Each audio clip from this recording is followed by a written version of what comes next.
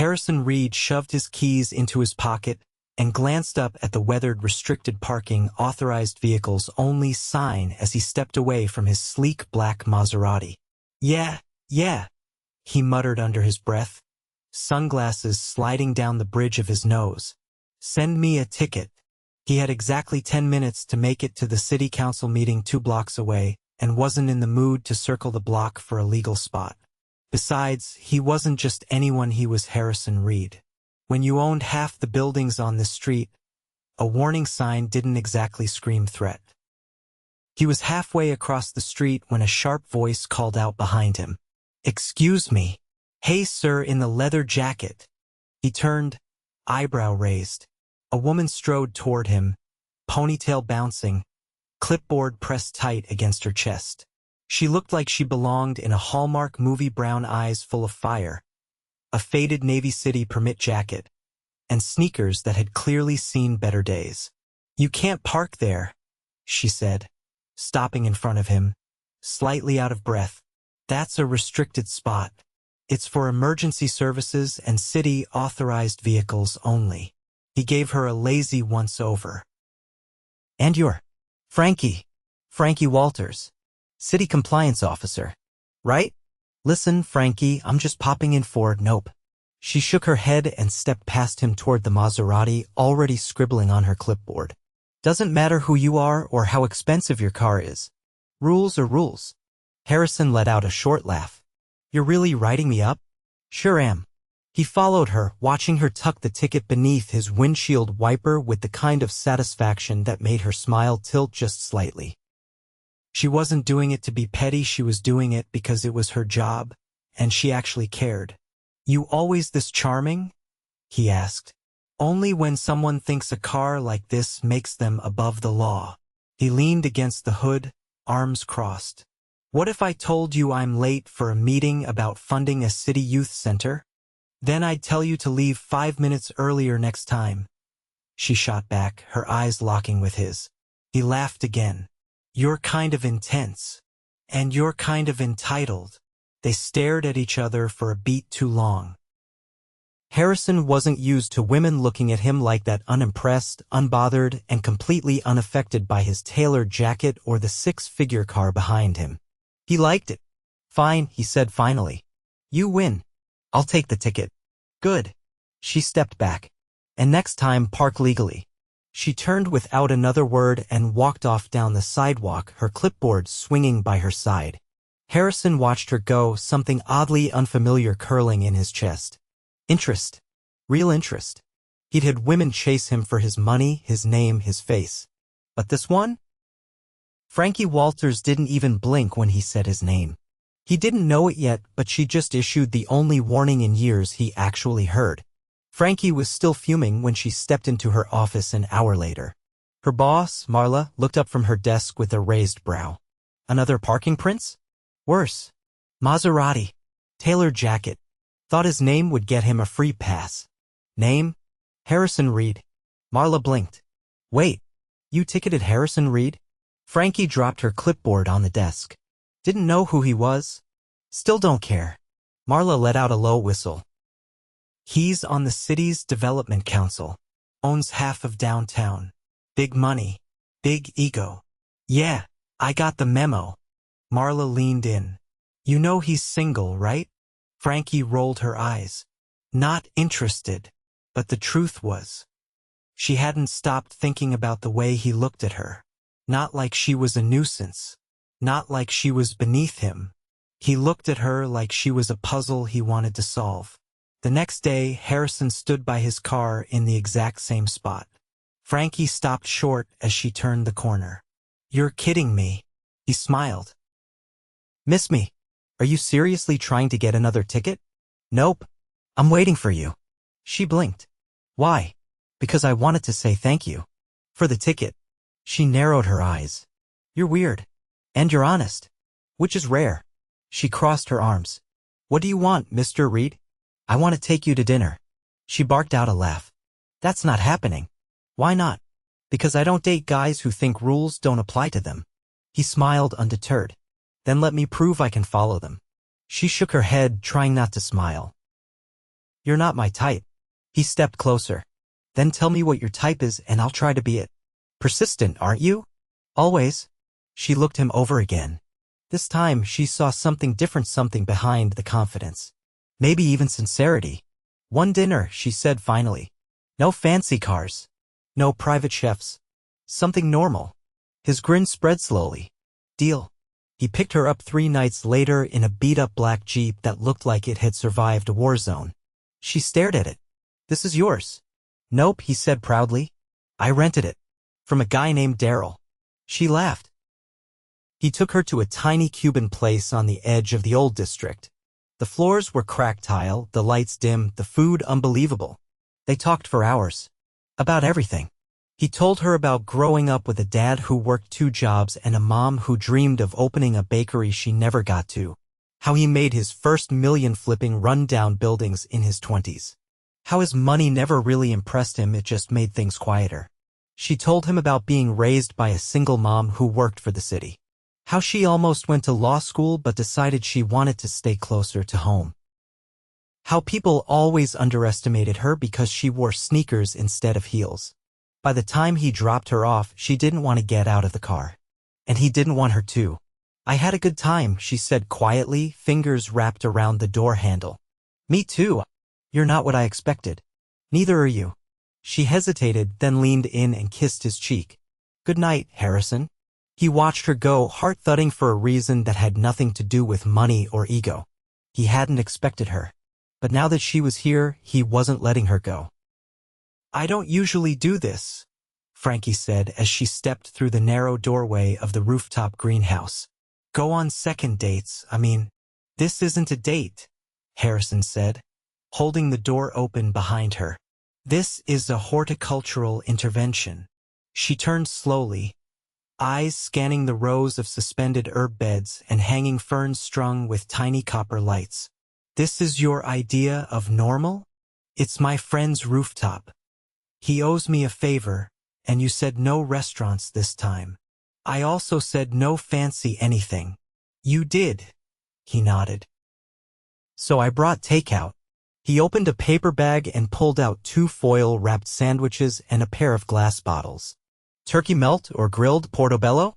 Her mouth twitched. Turkey. They sat on a faded wool blanket he'd laid out between 2 tomato planters. The city buzzed faintly below, but up here it felt like a different world. Frankie unwrapped her sandwich slowly. Why the greenhouse? She asked. You said you liked things that grow. I said I liked gardens. Well, I listened halfway. She smiled in spite of herself. You know most guys would just text and say, want to get dinner again? He leaned back on one elbow. And most women would have blocked me after the parking ticket. I thought about it. I deserved it.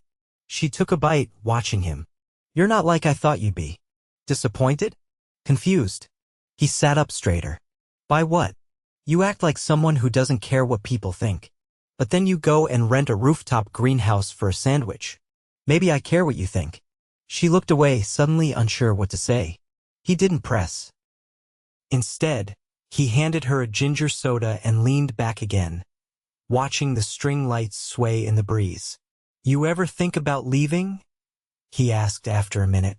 Her brow furrowed. Leaving where? Here. The city. The job. The routine. Sometimes. Why don't you? She ran a hand through her ponytail.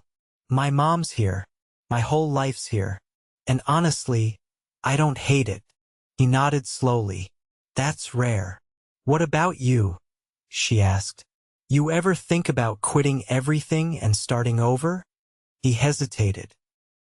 Every day. Then why don't you? Because I don't know who I'd be without it. They sat in silence, the kind that didn't feel awkward but waited. The kind that said something was shifting. He broke it first.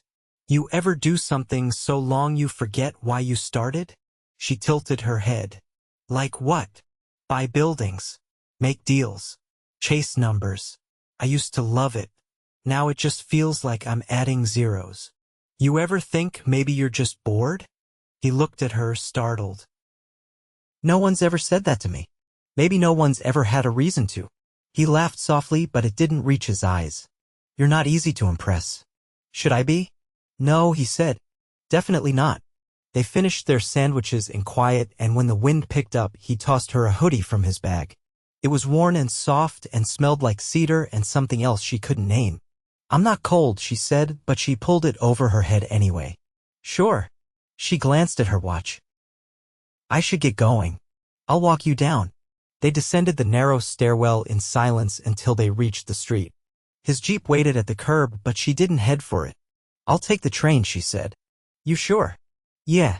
I like having time to think. He looked at her closely. Was tonight okay? She nodded. Better than okay. He stepped forward, just barely, and she didn't move away. Frankie. What? I haven't stopped thinking about you since that ticket. She raised her chin. Are you sure it's not just because I told you no? I've been told no before. It's never felt like this. She studied him, eyes sharp. Don't say things you don't mean. I don't. Something passed between them, then weighty, real? She looked down, then back up. I'll see you around, Harrison. He watched her walk to the subway entrance, disappearing into the underground like a ghost he wasn't ready to let go of. When he got back to the Jeep, there was a yellow slip tucked beneath the windshield. He pulled it off and read the fine print. Parking in front of fire hydrant, he muttered. Fantastic. But then he turned it over and saw the handwriting on the back. You're getting better. But next time, leave 5 feet.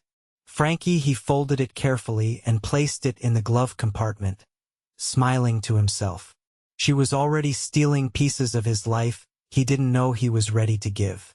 Harrison stared at the glowing skyline from his penthouse terrace, fingers curled around a lowball glass he hadn't touched in 20 minutes. His assistant, Cole, stood beside him, rattling off logistics about an upcoming real estate forum in Milan. I told them you'd want front row seating, but they're asking if you'll join the panel this year, Cole said, flipping through notes on his tablet. Do you want me to accept on your behalf? No, Harrison said without looking at him. Decline. Cole hesitated. You've been on that panel 3 years straight. It's good press. Not this time. Cole tapped something, then paused. You all right? Harrison finally took a sip of the untouched drink. Just tired of pretending every deal matters more than it does. He knew Cole wouldn't push. That's why he kept him around. The man knew when to step back. As soon as the door shut behind him, Harrison pulled out the folded slip of paper still tucked inside his wallet. The handwriting on the back had started to fade slightly, but the message was burned into his memory. He tucked it away again, then grabbed his keys. He needed air, and she was the only person who made him feel like he could breathe. Frankie was locking up the city inspection office when she heard the familiar sound of heavy tires crunching gravel behind her. She turned slowly, eyebrows rising when she saw the Jeep again, not the Maserati, not some new luxury sedan, but the same dented beast she'd seen last time. You stalking city employees now? She asked, sliding her bag over one shoulder. I had a meeting 2 blocks away.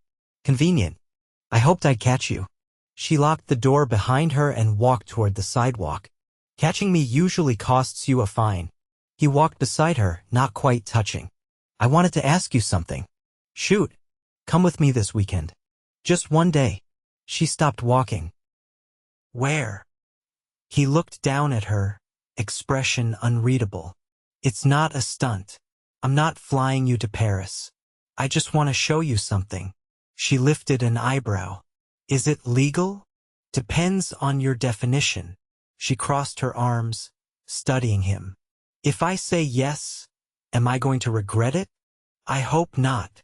She didn't answer right away, but then she gave a single nod. One day, he smiled, not the charming, media-polished kind, but something quieter. Pick you up at 7. Frankie didn't ask where they were going. He didn't say.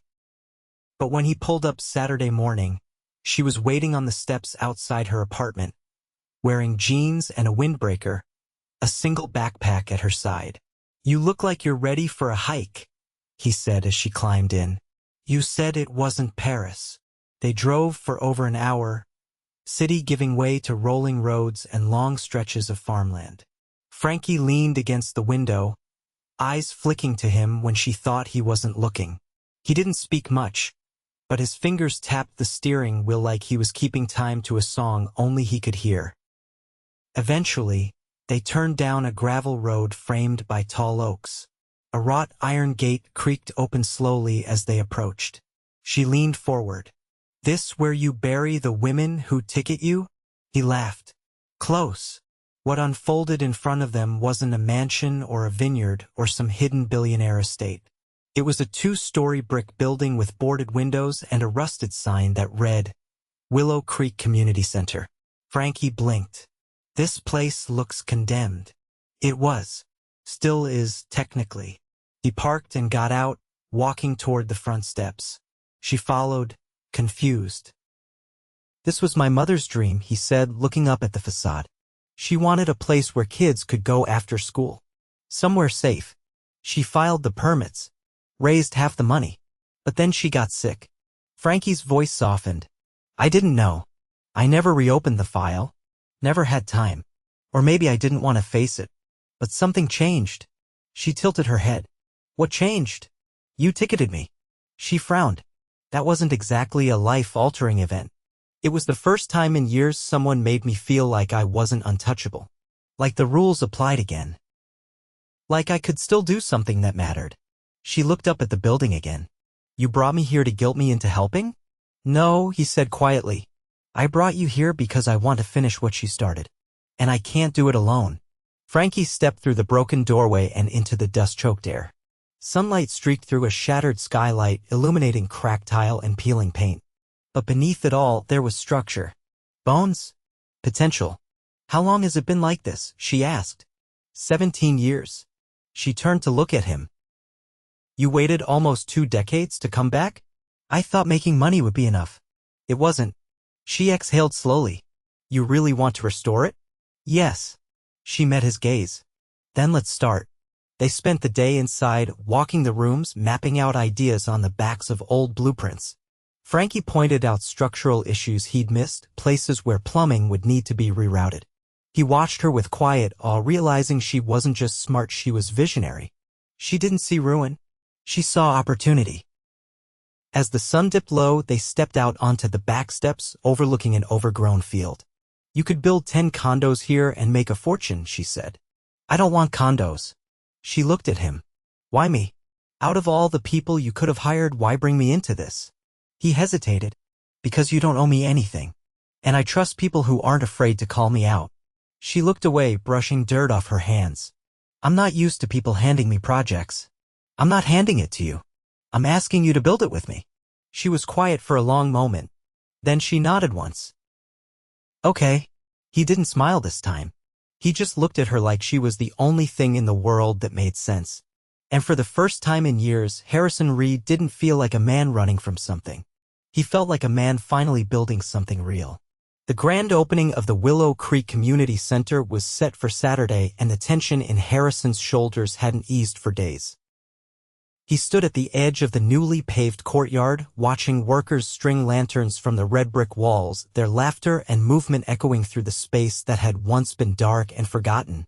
Frankie walked out from the main hall carrying a clipboard, her ponytail tucked beneath a branded baseball cap that read Willow Creek Builder. She didn't stop moving as she passed him. "I saw the delivery truck out front. Please tell me you didn't order imported orchids for the entryway," she said. "They're local," he replied, falling into step beside her. "And they're for the volunteers, not the entryway." She glanced sideways. "You don't need to impress anyone, Harrison. They're already here because they believe in the project." "I'm not trying to impress anyone," he said. "I'm trying to thank them." She stopped near the gymnasium doors, tapping her pen against the clipboard. "You've changed." "Have I?" Her gaze lingered on him. "You don't talk about numbers anymore. You talk about people. Maybe I finally figured out what matters." Frankie didn't respond, but he saw something shift in her eyes. Not surprise. Not disbelief. Something like recognition. Later that night, after the volunteers had gone and the last of the temporary lighting was tested, Harrison found her alone in the art room, kneeling beside an easel with a roll of tape and a stack of prints. "You're not letting the interns hang those?" "They're all crooked," she said, adjusting one with practiced precision. "If we're calling this a safe space for expression, it should look like someone cared enough to make it feel that way." He leaned against the doorframe. You ever think about teaching? She laughed softly. I barely have time to sleep. I mean after this. When the center's running without us hovering over every detail. You could do anything. She stood, setting the tape aside. I don't want to be anywhere else. He stepped into the room. Frankie. She turned slowly. I don't want to be anywhere else either. Not without you. Her brow furrowed. What are you saying? He reached into his coat pocket and pulled out a folded piece of paper creased from too many readings. It was the old ticket, the first one she'd written him. He handed it to her. This is the only thing I've ever kept in my wallet that wasn't a check or a contract. You wrote this thinking it was a warning. But for me, it was a beginning.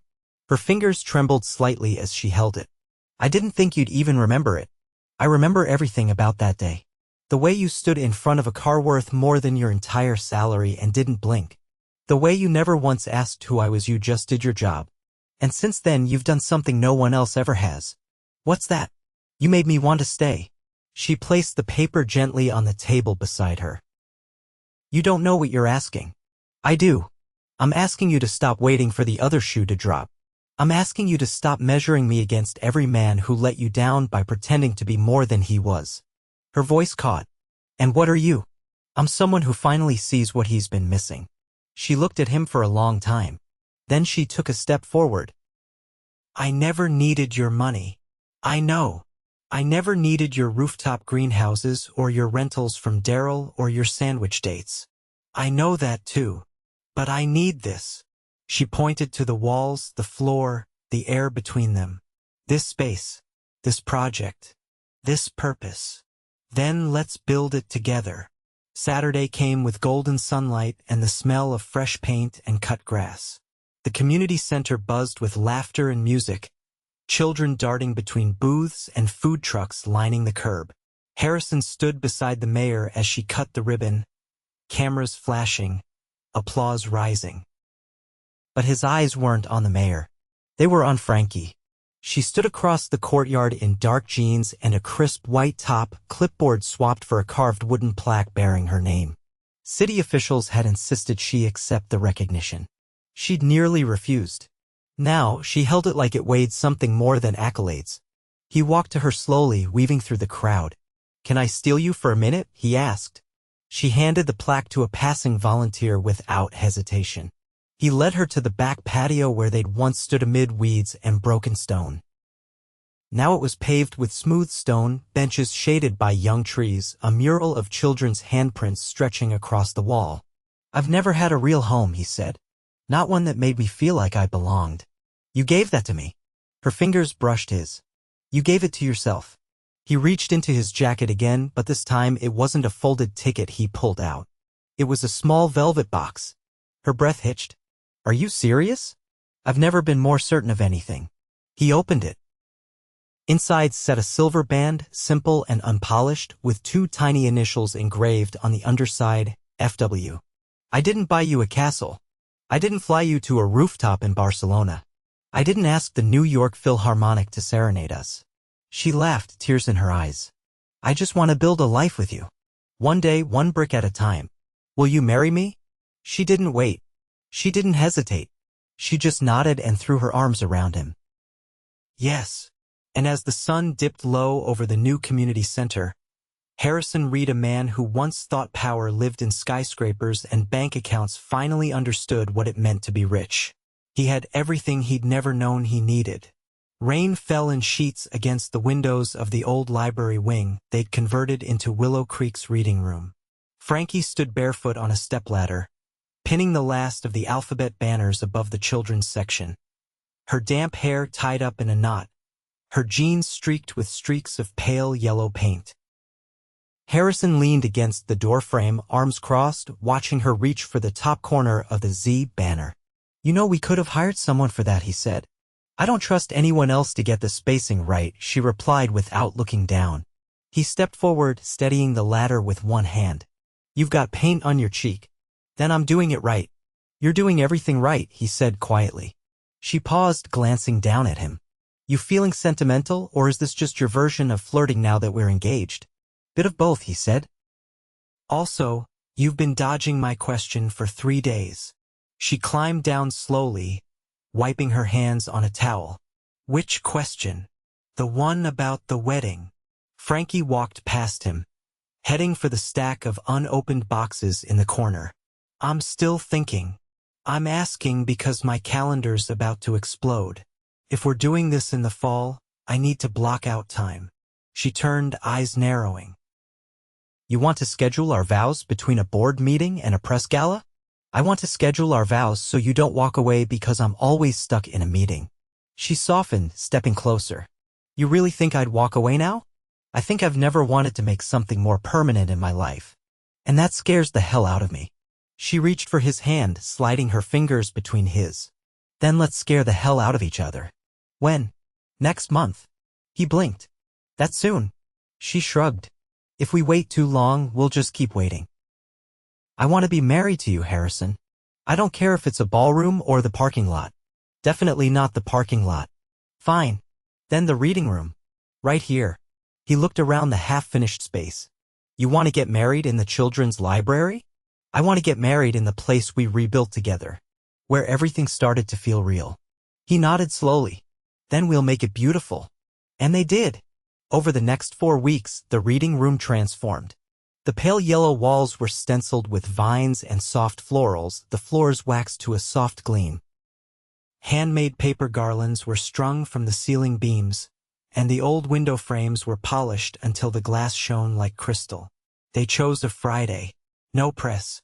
No guest list longer than 24. Just friends from the neighborhood, volunteers from the center, and a few city officials who had become family over time.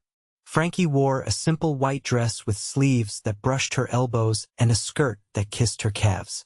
Her mother walked her down the aisle, her eyes full of unshed tears and something steadier gratitude. Harrison stood at the front, not in a tuxedo, but in a charcoal suit with his sleeves rolled halfway up, a single white rose pinned near his heart.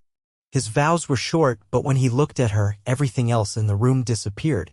I didn't know what home was until you ticketed my car, he said, his voice thick. And I didn't know what love was until you challenged every piece of me to be better. I want to wake up every day making you proud.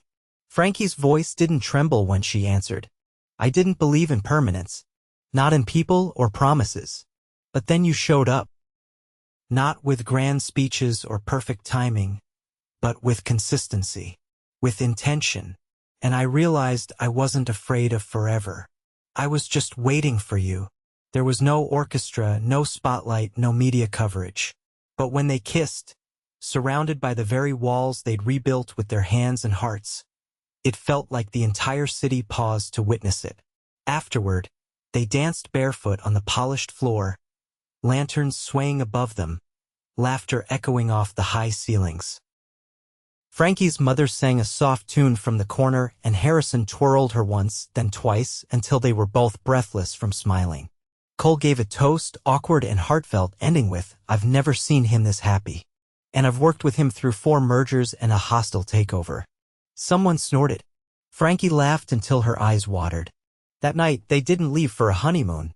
Instead, they stayed at the center, curled up on a mattress they'd dragged into the art room, eating leftover cake with plastic forks, her head on his chest as rain tapped gently on the windows.